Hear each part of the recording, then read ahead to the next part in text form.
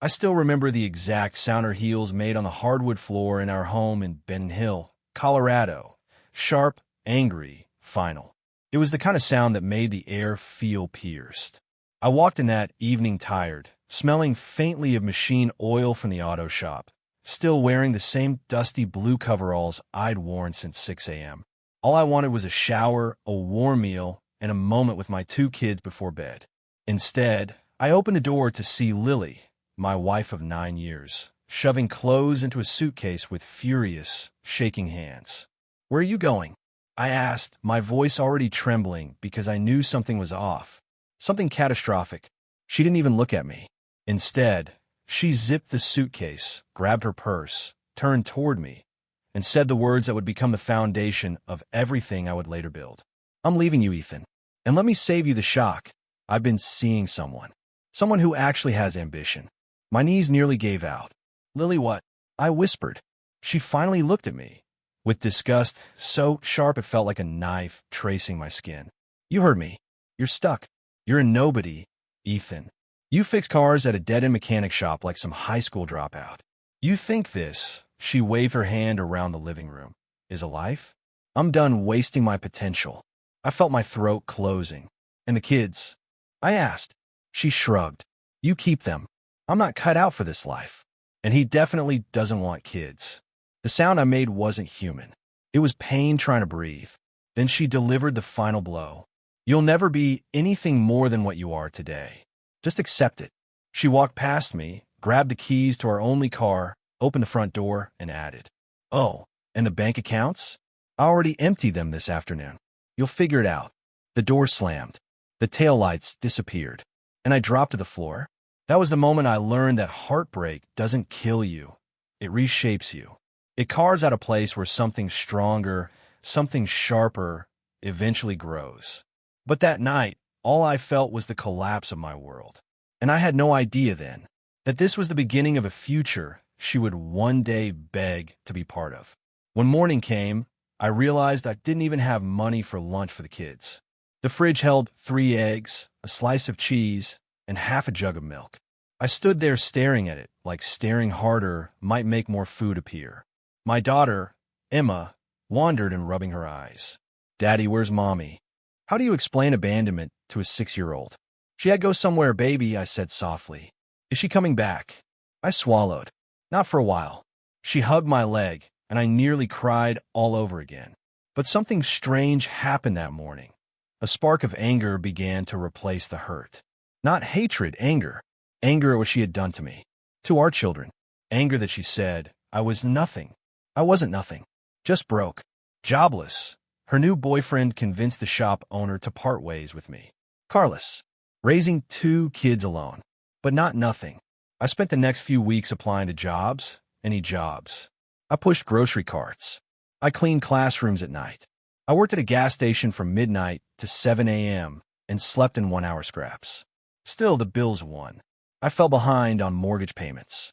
The bank started calling. I thought we would lose the house. Then I found a buried letter in Lily's dresser when packing up her abandoned things. Something she clearly forgot in her rush to escape. A letter from her new boyfriend. A letter with a secret. Something she never wanted me to see. And that discovery would change everything. I didn't mean to snoop. I was just boxing up her things to get rid of them. At the bottom of the drawer was a sleek black envelope with her name written in bold, confident handwriting. For the next step of our future. I opened it. Inside was a printed itinerary for a weekend getaway to Phoenix, dated 2 months before she left me. I stared at the second page, and my hand shook. Her boyfriend, Mark, had written, "Once you leave him, we'll use his credit to flip the property under my name. He's too stupid to figure out. You deserve better. Use my credit. Flip the property. Too stupid." So it wasn't just cheating. It was planned exploitation. She wasn't running to something new. She was running from the moment they got caught using my financial identity to apply for loans in my name. I felt sick. My humiliation wasn't an accident. It was a strategy. And that day, something in me hardened into steel. I decided I would never be supposed to anything again. Not supposed to succeed. Not supposed to rise. Not supposed to rebuild. I would become more than she could ever imagine. But before that, I had to protect my children.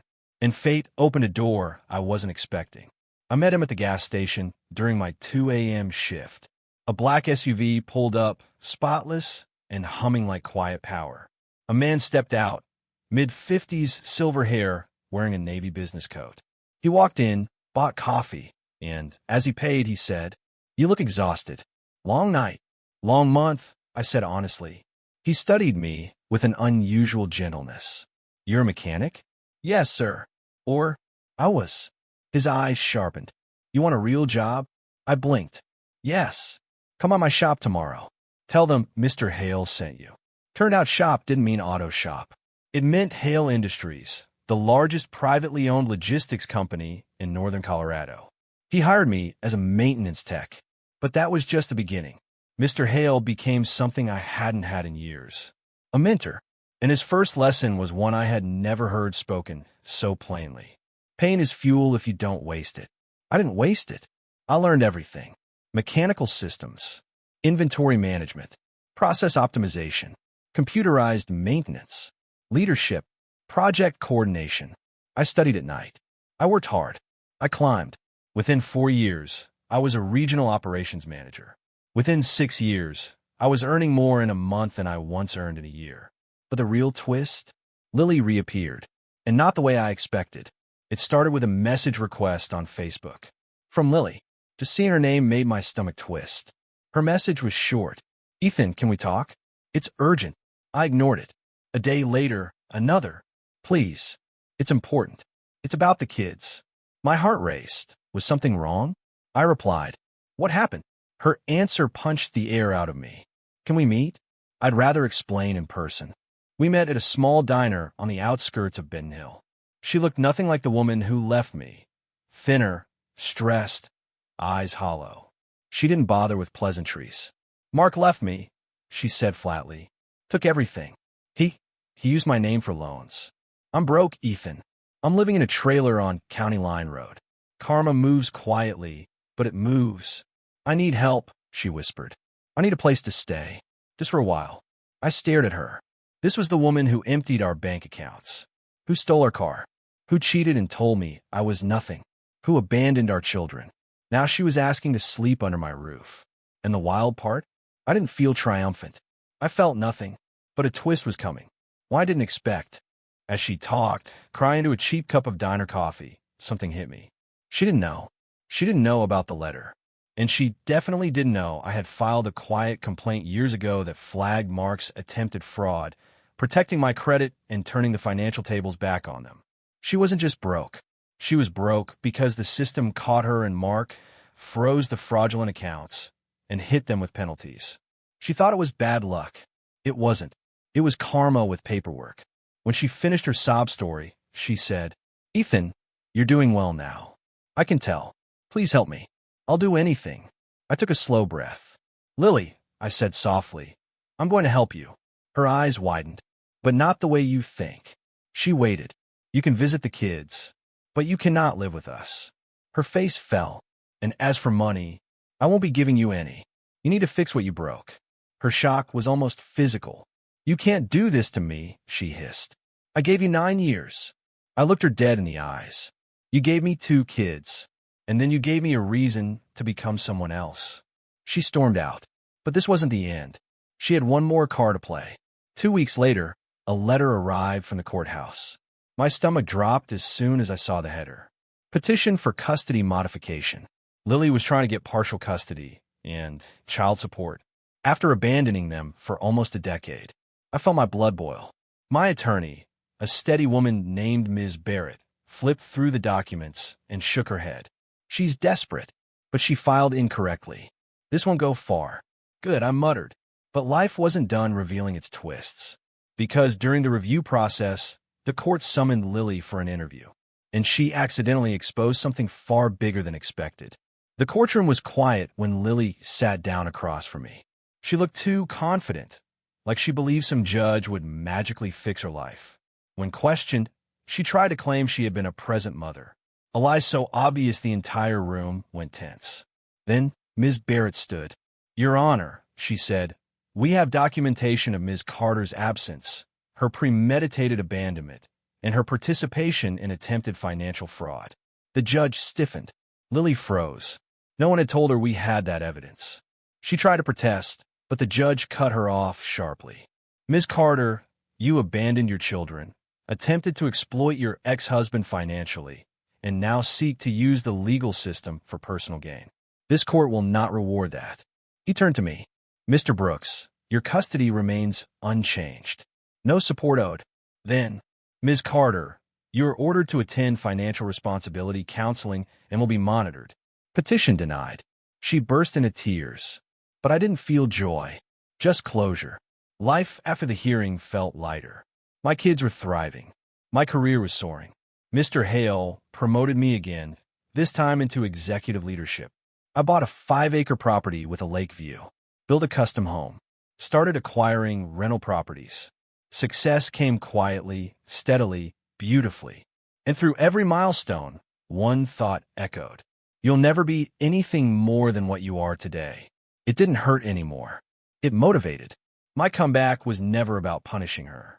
It was about discovering who I could become once her voice no longer defined me. Then one afternoon, my son, now 17, came to me with his phone. Dad, you need to see this. It was Lily, on Facebook Live, sitting in a dimly lit mobile home, crying, telling the world how she lost everything and how her ex-husband refused to help.